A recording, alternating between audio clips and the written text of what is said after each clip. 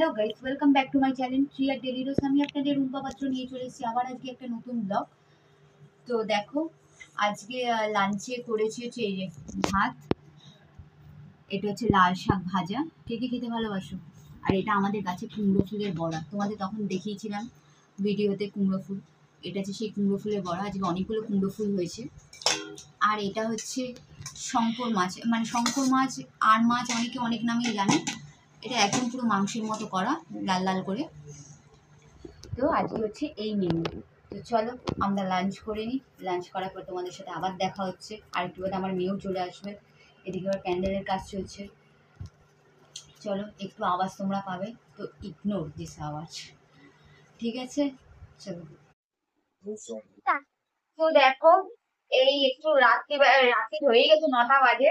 সন্ধ্যাবেলায় পড়ার কথা ছিল, বাট সন্ধ্যাবেলায় যেহেতু ছোট মেয়েকে পড়াচ্ছিলাম আর কাউরি কিরকম খিদে পাইনি, কারণ আমরা যেহেতু দেরি করে লাঞ্চটা করি, তো কি আর সন্ধ্যায় খিদে লাগে না। আর বড় মেয়ে পড়তে চলে যায়, তাই আর কিছু বানানো হয়নি সন্ধ্যার টিফিনে। আজকে রিসেন্ট মোমো করবো। তো এই যে ময়দাটা মেখে রাখছি, দেখো। এখানে মোমোর জন্য আমি পেঁয়াজ কেটে রেখেছি, এখানে চাটনির জন্য টমেটো, শুকনো লঙ্কা সব কেটে রেখেছি। সব একেবারে সব রেডি করে তারপর উঠবো। ওখানে বললে চিকেন গুলো আছে, ওগুলো তোমার কিমা করবো। মিক্সিতে পিষে নেবো, বেটে নেবো, তাকে বেশি ভালো লাগে। তো আহ বরফ ছাড়া জল দিয়ে রেখেছি ওখানে রান্নাঘরে। চলো এখন ময়দাটা মেখে নিই। ময়দাটা আমি সিম্পল লুচির মতো করে মাখছি। জাস্ট দিই, চিনি চিনি নুন দিই আর একটু ময়ান দিই। ময়ান দিয়ে ময়দা একটু মাখ, দেখবো ভাবে। আর দেখে আমাদের পুরো মোমো প্রসেসটাই যে কি করে আমি বাড়িতে হোমমেড মোমো বানাই। তুমি একদম সিম্পল ভাবে মোমোটা বানাই। আমি আমি যে মোমো বানানোটা শিখেছি, যে আমি প্রপার চাটনিটাও জানি, বাট আমার কাছে সাদা তিল দিন এখন ঘরে অ্যাভেলেবেল নেই, ঠিক আছে? আমি মোমো বানানোটা শিখেছি আমাদের, আমি যখন রাজস্থানে থাকতাম ওখানে একটা আমাদের মেয়ে ছিল, উনি হচ্ছে নেপালি ছিল। ও ওরা তো মোমো বানাতে ভালোই পারে। ওই দিদি আমাকে মোমো বানিয়ে শিখিয়ে দিয়েছে। ওরা জাস্ট কিচ্ছু দেয় না, কিচ্ছু না, নাথিং ফর এলস।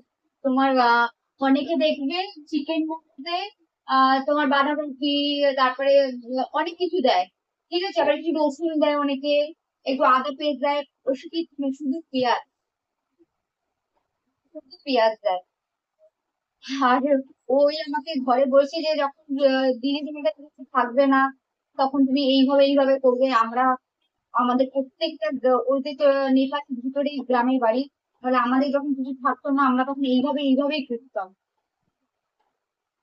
তো সেই দেখে দেখেই শেখা, সেখান থেকে। চলো, মোটামুটি আমার ময়দাটা হয়েই গেছে মাখা।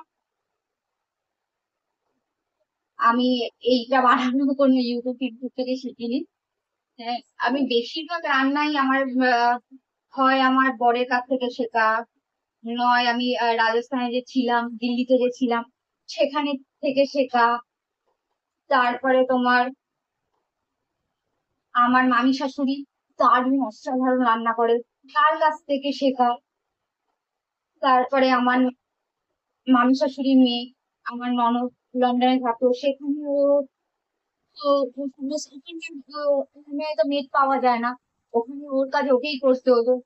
বিভিন্ন খাই খাবার টাবার ও করতো, সমস্ত কিছু করতো। ওগুলো এসে এসে যখন আমাকে দেখাতো, আমি ওখান থেকে শিখেছি কিছু কিছু রান্না। এইভাবেই আমি শিখেছি। আর ইউটিউব থেকে আমি সত্যি রান্না বান্না শিখিনি, কিন্তু আমি এইভাবেই শিখেছি।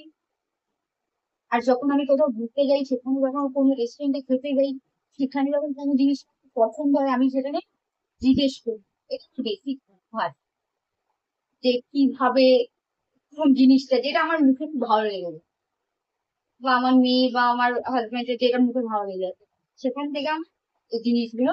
তারপরে কাউ দেখে দেখে দেখে দেখে কেউ বানাচ্ছে দেখি। আমার যাও সুন্দর রান্না করে, গ্রামের দিকে এই টক টক মেদিনীপুরের স্টাইলে টক টক এগুলো ওই দেখে দেখে দেখে দেখে এইসব শিখতাম।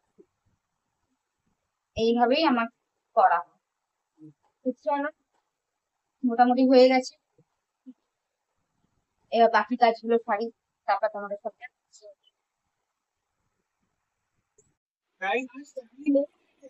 হলো। এখন আমি এই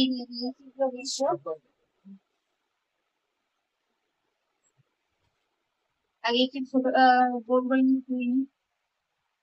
লেচি কেটে রাখলে না খুব সুবিধা হয়।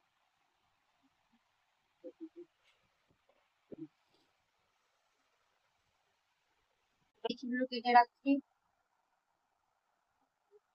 ফোনটা স্টিমে দেবো বলে জলটা বসিয়ে দিয়েছি।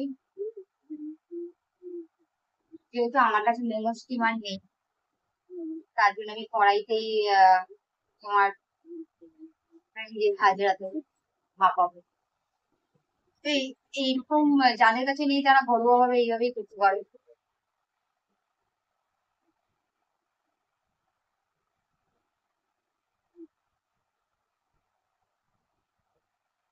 চলো দেখতে থাকো, আমি লেচি গুলো করে নিই ফাটাকতে। তো এখানে এই কটা লেচি আমি করে নিয়েছি, আর এখানে দেখো এই কটা আমি বেলেও নিচ্ছি। আচ্ছা, কয়েকদিন ফোন হচ্ছে না, তবু সেই দিকে কিন্তু দিও না, হ্যাঁ। চলো বাকিগুলো আমি ফাটাকতে করে নিই, তোমরাও দেখতে থাকো। ওইদিকে জলটাও স্টিম হয়ে গেছে। হুম, এই দেখ, এইভাবে আমি সেগুলোকে দেওয়ার চেষ্টা করছি। অনেক অনেক রকম শেপ হয়, তোমরা যে যেটা করো তাদের।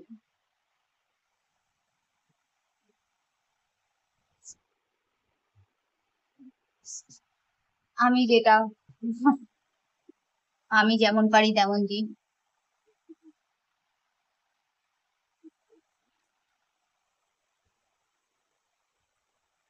চলো পুরোটা কমপ্লিট করে নি, কমপ্লিট করে তারপর আমার তোমার সব মিলে মোমো একদম রেডি হয়ে গেছে।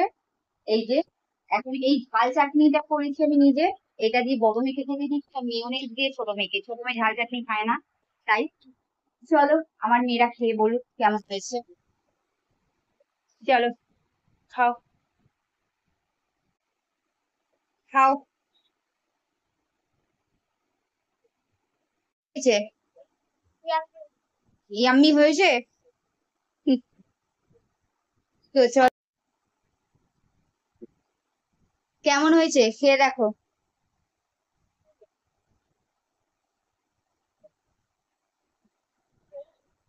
ভালো হয়েছে? চাটনিটা দোকানের চাটনিকে হার মানাবে?